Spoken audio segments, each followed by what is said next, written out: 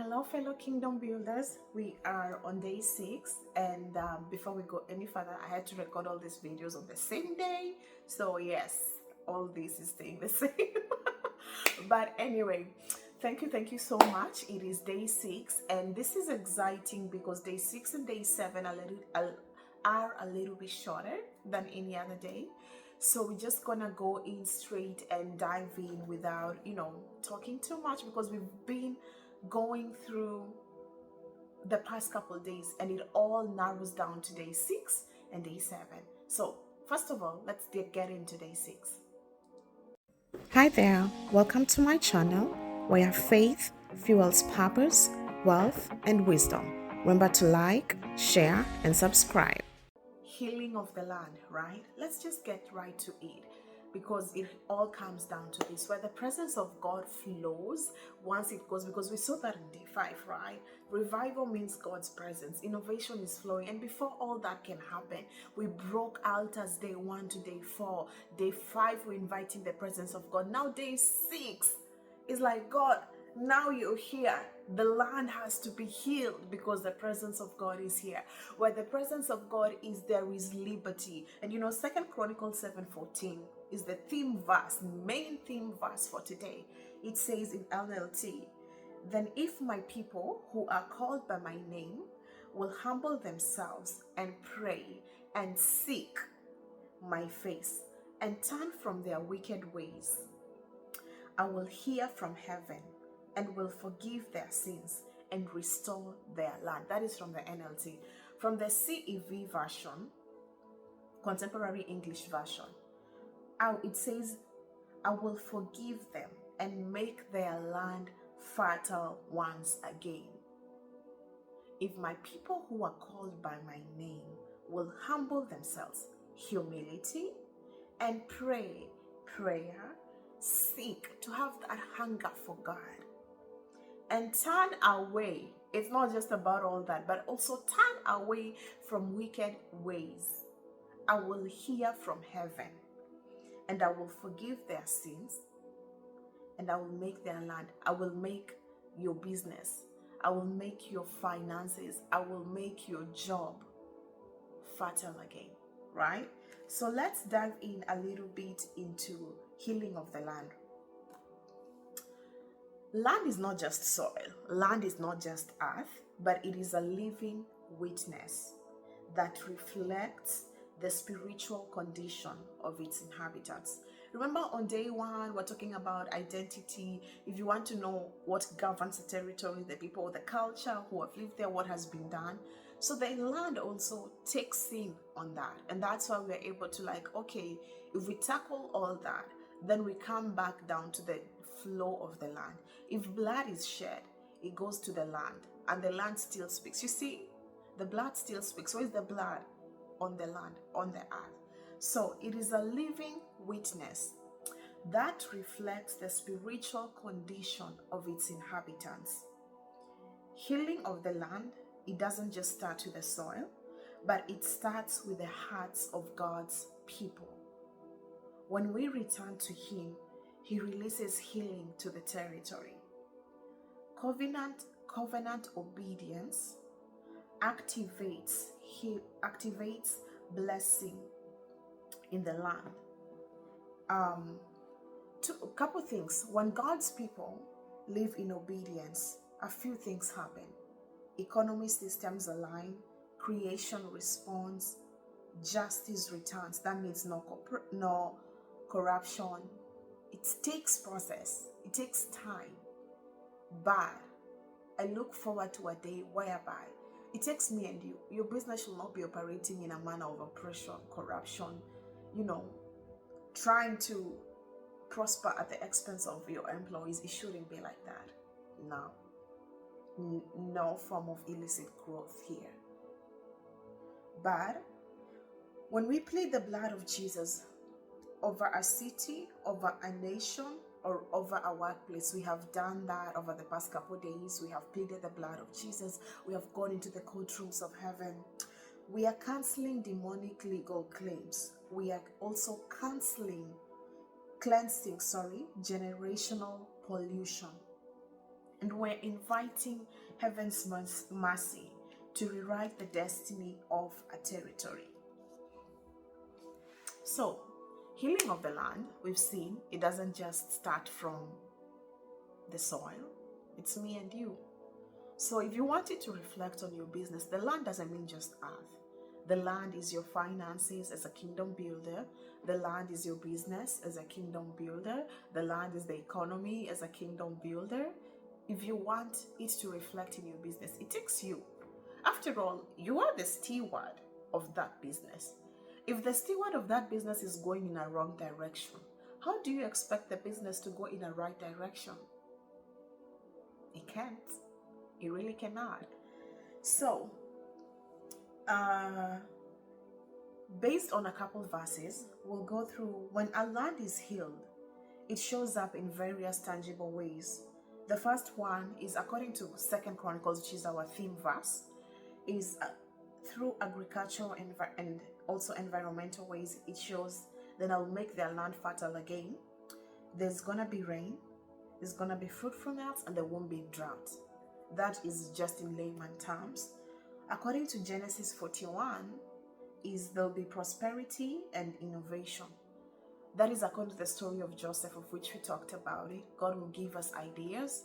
God will give us intelligence that comes from Him that will be able to take us through the next season of our lives. According to Jonah, the book of Jonah 3, when it was about Nineveh, there'll be repentance and transformation. God sent Jonah into Nineveh and tell them, I need to change your ways. And when God is there, we'll get to see repentance. We'll get to see transformation. And also, according to Acts 8:5-8, that is, the atmosphere will change. There'll be miracles, there'll be revival. You'll see movement springing up from every direction. So when the presence of God is there, it will shift not only the agriculture aspect, it will also give us ideas, it will enhance our spiritual lives, and at the same time, it will shift territories, an entire country. Repentance will also come up. So, the last part we're going to talk about, as I said, it's going to be short because we've gone through healing of the land processes the past couple of days. Scriptural process of healing of the land getting healed. The first one is recognition of defilement, knowing the land isn't pure, knowing the land has sin included in it. Second one is repentance and humility. The third step is restoration of righteous altars. The other one next is application of Jesus' blood. Then we come to righteous leadership and justice. Then continual worship and stewardship. Remember when I mentioned it's not just a one-time thing. Once we have broken these altars, once we have created altars, found out our spiritual mandates of businesses, once we have gone all through these things, the last thing, we have to be consistent. Come to that altar, because if I leave it, there's no void in the spiritual world.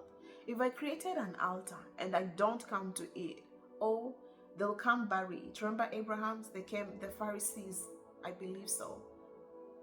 The Pharisees came back and, buried the altars. But Isaac had to come back and redig their wells back again.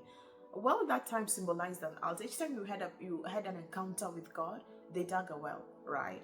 So, if you hear me mention altar a little bit, yes.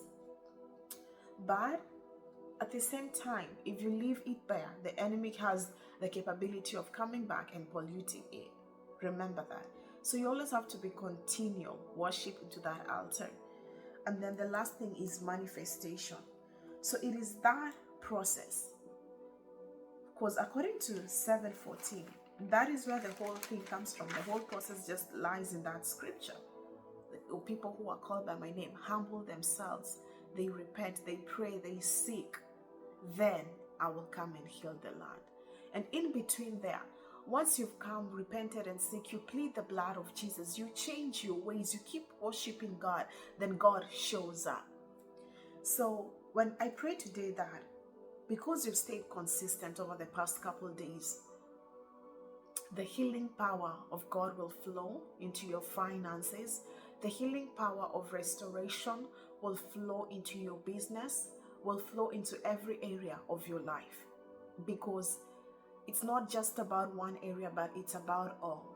It's surrendering everything to God. It is all or nothing.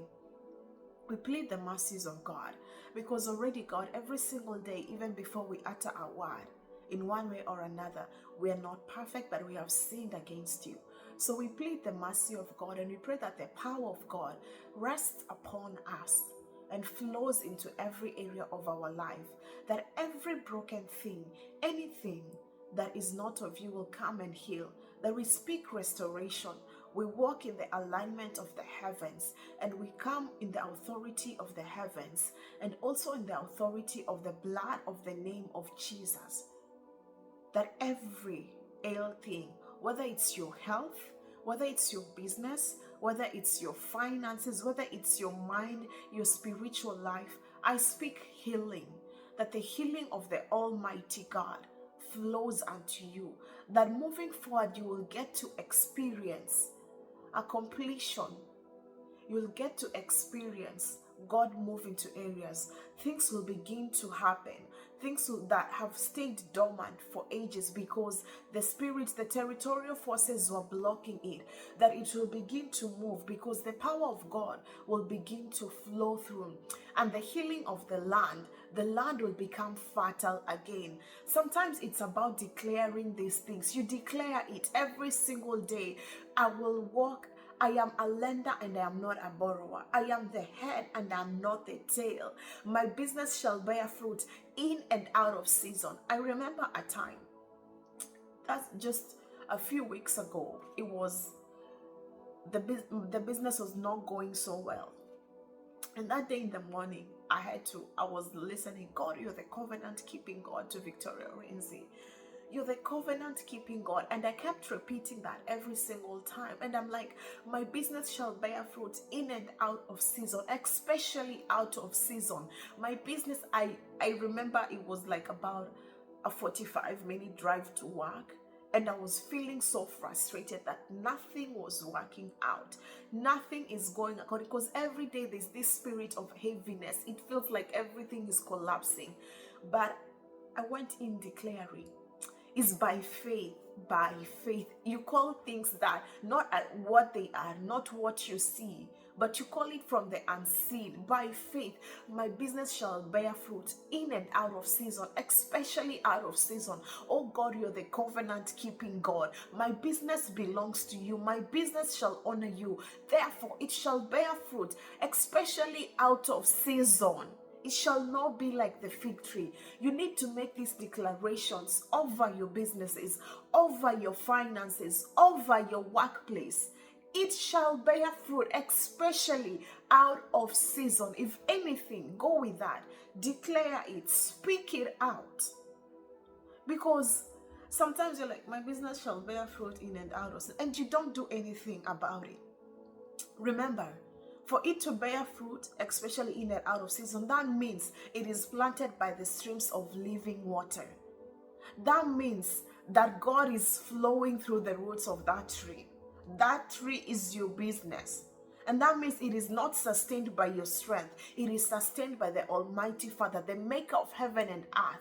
He created that business. He is the owner of that business. So yes, our businesses shall bear fruit, especially out of season. It doesn't matter what comes, what mountain, whatever spirit, but I'm telling you, and I'll speak this because I have gone to a point, being in the transportation business, and I remember, and this, if either our fleet manager always either comes back to ever bound to this, he will witness. There's a time I was fasting for 5 days for the sake of the business, and I will be like, I usually don't go to the office most of the time, but that day at 7 a.m. in the morning, before anybody, anoint everything. Pray and anoint. Pray and anoint. Pray and anoint. Anoint your business every single day. If the enemy has no space today, what makes you think, I didn't anoint tomorrow, I will come? But take that, carry anointing oil, anoint your businesses, pray over your businesses, push over your businesses. Be the gatekeeper of your businesses. That means no weapon fashioned or formed against you or your business shall prosper, because where? You are standing there at the gates. No spirit of Absalom will come in and divert your resources. Why?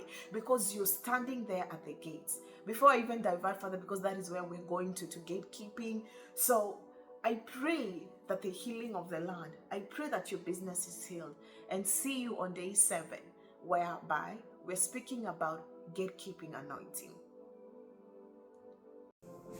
Thank you for watching. Remember to like, share, subscribe, and turn on that notification button. Until next time, bye.